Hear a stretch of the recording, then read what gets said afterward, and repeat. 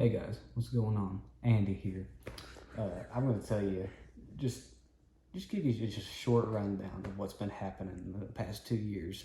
And I got a bucket of stuff to give you. All right, so the first thing is we was living on a street down there on the block, and it's down in Florida, and it's hot, and it started snowing, and it snowed about 12 inches, and it was deep, so the snow truck came by and poured much salt on the road, and they pushed all the snow out of the way and everything. And me and my buddies, and I mean, there's a pond out there. I mean, we decided to just go catch a grenade, do that TikTok dance, and start kicking legs. You know, one of the kids actually kicked so hard he kicked a hole through the ice and he fell through and froze to death.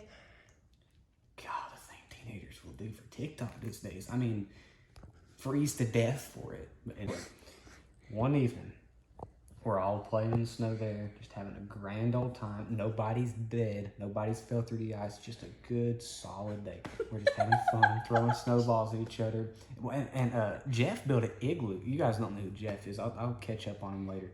Y'all built, he built an igloo, and it was just amazing. Like, it was a sculpture. Like, it was a true, like, hieroglyphic sculpture. It was amazing. And anyway, it got ran over by a car because one of the cars got real mad at us and decided to just drive into our snow igloo that we made. But anyway, long story short, I'm trying to catch on you here is we were playing real hard, and then there was a car coming by, and I said, you know what, I'm gonna hunker up right here, I'm gonna roll a snowball up, and I'm gonna pick it up, and I'm gonna let it fly. And I did that.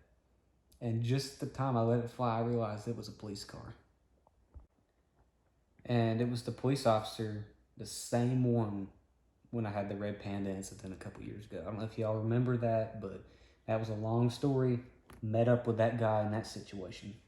2 years later, here we are now. I was getting like pretty bad, like anxiety, chest type feelings, you know, when I threw that snowball. But what happened was, it didn't just go through the window.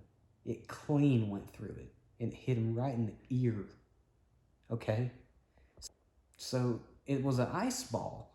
So he's bleeding and screaming all over. He's got a half concussion. I mean, he wrecks his police car, runs into a fire hydrant. The fire hydrant starts exploding in the air. Let me interrupt. Did you just say fire hydrant?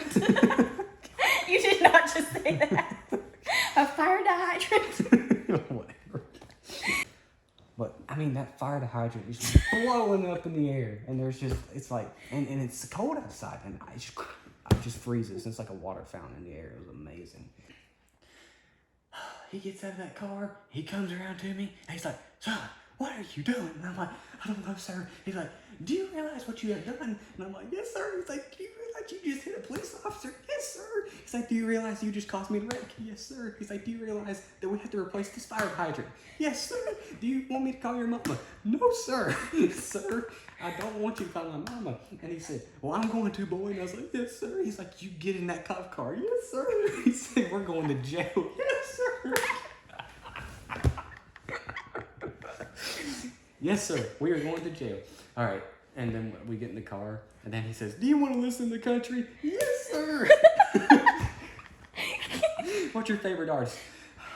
I don't know. Put Morgan Wallen on. Yes, sir. We start jamming out to Wasted on You, and I'm like, yes, sir.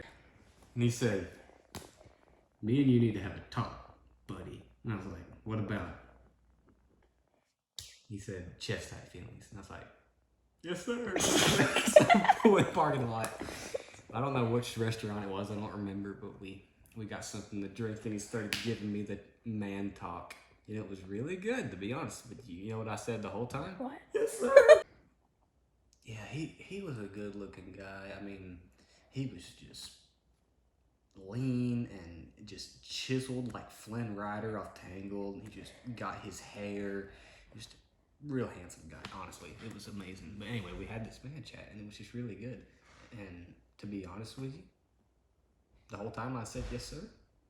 And he respected that. So we got out of the car, he took me to jail. He said, son, I'm gonna let you go just because we've made such good friends. But anyway, that was a funny story about throwing a snowball. But that was a long time ago. But continuing on my latest life adventure, I would like to tell you guys about Stacy. All right. So Stacy and Brian, they were two. Brian was one of my good friends, and his sister Stacy had car, and it was a Volkswagen. It was a 1960 white Beetle. It was just flawless. Now, when me and Brian were about, I don't know, probably 12 or 13 years old, and we went to this school, and you know, Stacy's in high school, she's 16, and we're like 12. Anyway, so she drives her car to school, and we decided, oh, we're gonna sneak over here to get her car. I thought this happened recently. Mm-hmm. Okay. What did I say? A couple years ago? Yeah. Well, that's pretty recent. I mean, it was like a year and a half ago. Too. It was pretty recent, but anyway, we started going. Oh, we're gonna go over here and steal her car. Oh, I know where her keys are. Is what Brian said. Brian said they're hanging on a wall right there, son. Go get them. And I was like, yes, sir. So we took them off the wall, stuck them in the ignition. It's a straight. Now, I don't know if Brian could drive it straight or not. I've never watched him, never tried it. I was like, you drive, Brian. It's your sister's car. He's like, yes, sir. We're gonna get it. So he sticks that thing in the ignition. He throws that thing neutral, pushes that clutch in, and throws it in reverse, and just goes whack. Just starts scalding them tires. He backs straight out and hits a tree, and just mutilates the bumper. He's like, cool. So he just pushes that clutch in, throws it in first gear, second gear, third gear, boom, hits another tree in third gear, tears the front bumper off of it. He's like, cool. And I'm like, yes, sir. So he's going down the road, and he gets back in first gear, and we start going. He finally puts it in sixth gear. I was surprised he even got up sixth gear without hitting the tree, to be honest with you. He gets that thing in sixth gear. We're going down the road no less than 90 miles an hour. I mean, it must have been at least 80, but it's a 45 zone. And we got pulled over by the cops. And it was the same cop I threw a snowball at. Same one. So, but this time, I wasn't breaking the law. Brian was breaking the law. I was with Brian. He starts lecturing Brian, and he doesn't realize I'm in the passenger seat because I'm kind of hunkered down. Well, at that time, I had a little bit of peach fuzz on my lip right here. And my mom wouldn't let me stay in the house until I shaved it off. And I told her I like it. She said, if you don't want to shave it off, you're just going to go live with Brian. And I was like, all right. So I'm with Brian, and I had a little bit to hide my face, but he didn't see me. So anyway, he starts lecturing Brian. He's like, I'm going to write you a ticket because you got cigarettes in this car. I'm going to write you a ticket because you got a book in this car. I'm going to write you a ticket because you don't have insurance. I'm going to write you a ticket because I don't like the color of this car. I'm going to write you a ticket because there's no bumpers on this car. I'm going to write you a ticket because your tires are bald. I'm going to write you a ticket because you did not put your turn signal on. I'm going to write you a ticket because your brakes don't work. I'm going to write you a ticket because it's a manual, for crying out loud. I'm going to write you a ticket because I don't like you. Anyway, there was like 50 tickets. And this, rung up in some money. Like, it was like $500,000 worth of tickets. And I told Brian, I said, how are we going to pay this? Because the cop let us go. He's like, you drive that thing back home. And he's like, yes, sir. So we got it back home. And me and Brian got to figure out where we're going to get $500 at. And he's like, you know what? I've got an idea where we can get $500 at. Let's hit the Chase Bank. So, boom, we just go driving straight to the bank. Brian drives up on the curb. He parks the car. It's parked on the curb like that. He knocks the muffler off of it. And I'm like, Brian, that's another $50,000 fix. He's like, it's okay. We're going to the bank. We're going to grab us a couple mil. We're going to come out. We're going to go buy a cheeseburger. And we're going to go pay the cop his money. All right. So we robbed the bank. And nobody even really noticed, to be honest with you. We only stole $5 million. I mean, we came out, put it in Stacy's car. Hang on. I thought you said 500,000. $5 million. We wanted some extra cash. Oh. We stole $5 million, threw it in the back of the car, and we started driving. We went to McDonald's, and guess what? We bought us 12 number 12s, and it was just amazing. We also bought some McFlurries, 16 to be exact. Those things, dude, they're made of pure lard, and they will get you high. But anyway, we bought a bunch of them, and we started driving around, and we're like, well, where are we going to find this cop at? He's patrolling. We're like, oh, well, I know where he's at. He's this Oak County over here, so me and Brian just started driving. It took like 5 hours to get there. When we got there, well, yeah, he didn't tell us the court date. So, I mean, he was just like, you owe me $500,000 now. So we got it to as quick as we could. We gave him the $500,000 cash. He's like, boys, you're rich. What job you working? We're like, oh, we're just running around, buddy. He's like, we don't have a job. We just steal. And the cop's like, do what now? We're like, oh, yeah, we just steal. We run around. And then he said, did you guys just steal from the bank? And we were like, yes, sir. And he's like, you little... And I'm like, don't get angry. It's okay. Look, have a McFlurry. And look, he took that thing, and his eyes literally just started turning around, melting out his head, and they came out in it like a cash register. He's like, I love these things. He's like, thank you so much. I'm so sorry. I wrote you all those tickets and said all those bad words about you and raised so much Cain. He's like, thank you. He's like, can I have the rest? And we're like, yes, sir. They give you those high quality plastic spoons that don't flinch and they have flex to them, and they're really nice. But anyway, the cop, had his McFlurries and everything. So me and Brian get back in that car. He throws it in first gear, goes second, third, fourth, fifth, sixth, and we're just heading down the road. Boom, 80 miles an hour again. Here we go. We're going to Arkansas. All right, so we hit Arkansas, and we decide, you know what, we're gonna go fishing. Casey called Brian like 65 times, and his mailbox just got full. We just took his phone, threw it out the window. Like, we don't need it, nobody. So he opened the phone and listened to one of the voicemails, and she was just chewing us out. She was really saying some bad words to us, something that no 12-year-old should hear. And Brian was like, Andy, we don't need to be listening to this stuff. This is explicit. And I'm like, yes, we do not need to be. 12-year-olds should never do this. And Brian said, Andy? And I said, yes. He said, where do you think Stacy learned all this at? And I said, I don't know. We're driving to Arkansas, and it's a long drive. Me and Brian are kind of getting bored of talking to each other by this point because we drove straight from Panama City. Panama City. And we've gone all the way to Arkansas, almost. We're almost there. And we decided, hey, guess what? We're going to play our radio, see what's on the radio. We clicked the radio, and it's a country station.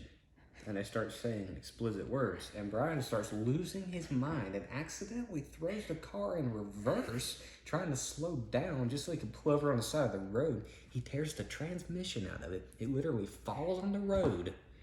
The stick falls out, and he just pulls it out, and boom, we just drive in a river. And the water shakes up. We're like, I love you, brother. I don't really know what to do, but we're about to die. Yeah, I know. And he's like, I want to see you again. He's like, do you want to tell me any of your secrets? And I'm like, yeah, I'll tell you some of my secrets. He's like, do you want to tell me mine? And I'm like, yeah, we'll tell each other secrets. He's like, who do you like? And I'm like, I don't know. And he's like, who do you like? He's like, I don't know. I'm going to die. I'm just going to cry. And then finally gets over top of us. He's like, tell me all your secrets. He's like, we're about to die. And he's like,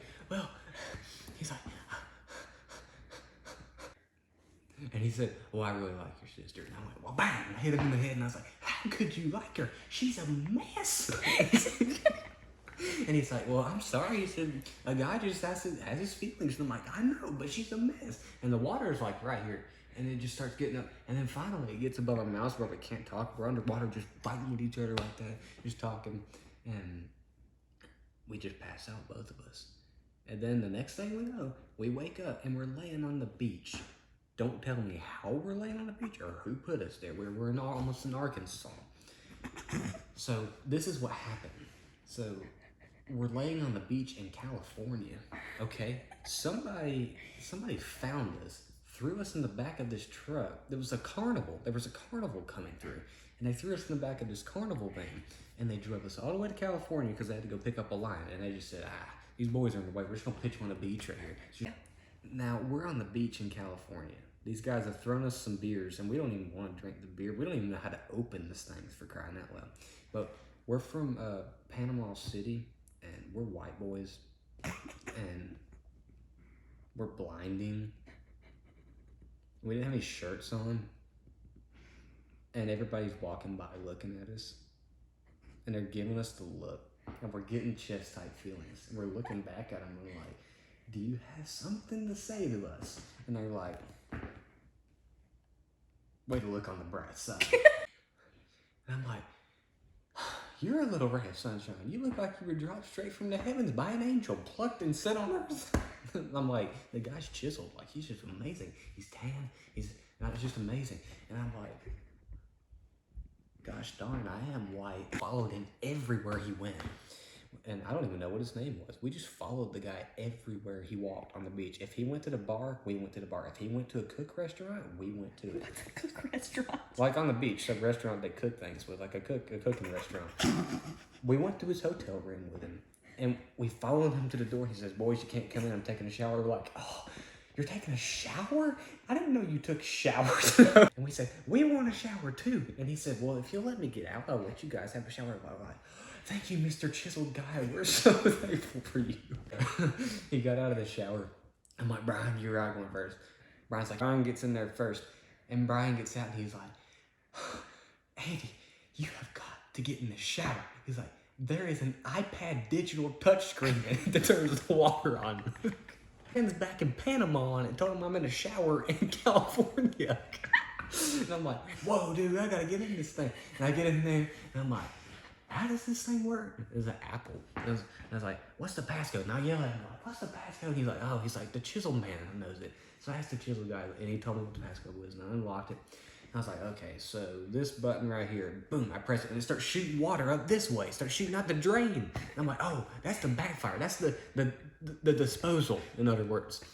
So it starts shooting up, and I'm like, no, turn that off, turn it off. I'm getting out of the shower, and the chisel man is like, well, boys, thanks for coming over. He's like, and I really appreciate it. We still could not get away from the chisel man.